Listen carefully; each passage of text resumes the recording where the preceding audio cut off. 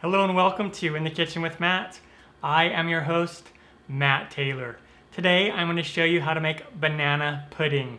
Oh yeah, this is a very popular dessert down in the South and all over the United States. And it's really easy to do, no baking required, no cooking of any kind. Pretty cool, so it's perfect for the summertime when it's really hot outside. Really easy to do, simple ingredients. If I can do it, you can do it. Before we move on, make sure to subscribe to my channel and hit that notification bell so you won't miss out on any of my new videos. Let's get started.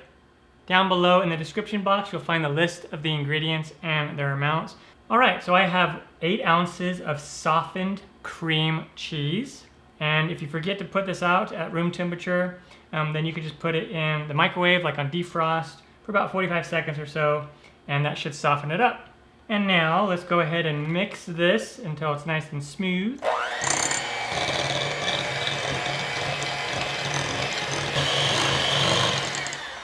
All right, there we go. Fantastic.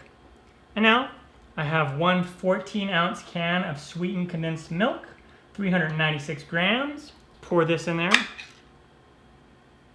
And we'll make sure to get a little spatula in there and get all that out. Don't want to be wasting any of this. Then I have 1 teaspoon of vanilla extract, and you could do 2 teaspoons as well if you want. I'm just going to turn this on. All right, until it's pretty much combined. And then I have 1 package of vanilla pudding, and this is the 5-ounce or 144-gram package of instant vanilla pudding. And if you wanted to do this from scratch, you could make my homemade vanilla pudding recipe instead. So if you were going to make the pudding from scratch, you would still want to use the sweetened condensed milk.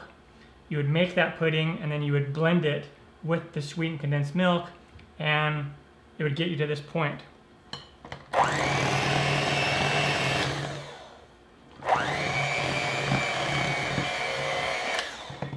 Okay, and then what we're going to do is we're going to pour some of this milk. I have 3 cups of cold milk. I am using whole milk. Just pour some in at first.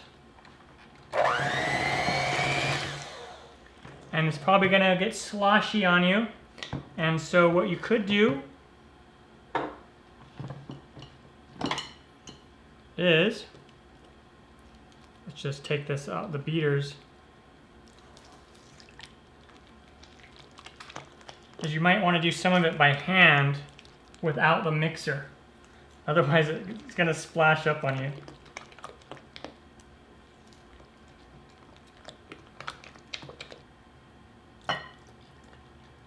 Put some more of that in there. And you could just do this with a whisk and like a wooden spoon and not use the mixer at all. For those of you who may not want to use a mixer. And then put the rest of that in. And at this point I have 8 ounces of just whipped topping. This is like $1 at the supermarket. You could use whipped cream as well. So you take heavy cream and whip it. And then I want to use half of this. It is soft. I set it out at room temperature so it can get really soft. And we want to take half of this and put it in there. And then we'll save this other half a little bit later. And now we want to fold this all together. Okay, and then once you are done mixing that topping in, we'll set this aside for a moment. And you see I have some cut bananas here. I need to cut a few more of these. So you could use 4 or 5 bananas.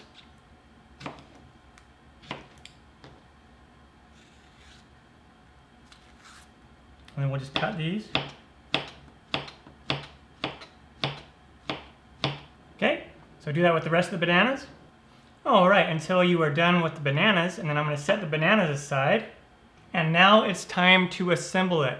And you can assemble it in a variety of dishes. I just have a medium Pyrex bowl. This is not going to be able to fit it all because I want to show you some other things. You can do it in little glass bowls, several of those as like a 1 serving size. you could assemble it in some ramekins. And then we take our cookies, our vanilla wafer cookies, and we are going to lay them down in here on the bottom. And then I want to come in here with some bananas. And depending on the person, they will assemble these differently, okay? It's up to you how you assemble them. There's no right or wrong way to assemble it. Totally up to you. Make sure you have clean hands if you're going to be touching the bananas, or use gloves, or just scoop it in there and not get all precise like I'm doing. Okay, so I have a layer of vanilla wafers, and then I have a layer of bananas, and then come in here with your mixture and do a layer of the pudding mix. Okay?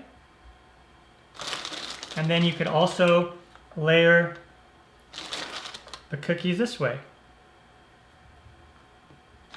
And then they'll have them, a lot of times the cookies will be up on the sides so you can see them through the glass container. All right, and then we'll layer some more of these bananas.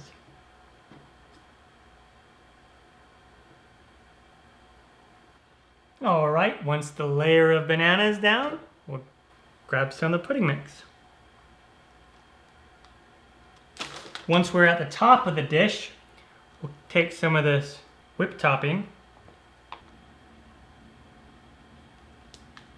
and then smooth it out on top, and then you can usually put another row of cookies around it. All right, and then we want to cover this plastic wrap. All right, and then you just put it in the fridge and chill it until you're ready to serve it. At least 30 minutes to start. And then with this individual dish, I'll put one cookie down on the bottom, and then I'm going to put several of these slices of banana in here. Just load this thing up. And then we'll put a little bit of this pudding in there.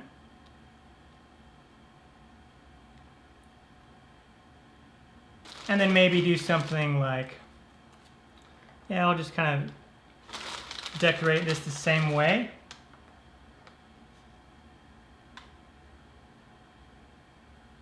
With a little bit of whipped topping right there in the middle. So there's a little individual serving that you can do. And then of course you want to cover it and chill it in the fridge. And once you've allowed the pudding to set 30 minutes to an hour or so, you can dig into it. And I'm going to go into this one. Oh yeah. Grab some of those bananas in there. Yeah. All right, the banana pudding is done and turned out fantastic. Really easy to do, simple dessert. If I can do it, you can do it. I'm Matt Taylor. This has been another episode of In the Kitchen with Matt. Thank you for joining me. As always, if you have any questions, comments, or requests, put them down below and I'll get back to you as soon as I can. Thumbs up, down the corner, push it.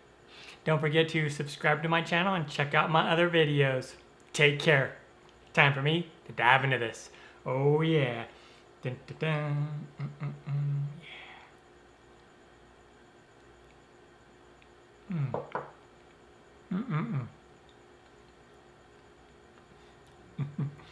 So good.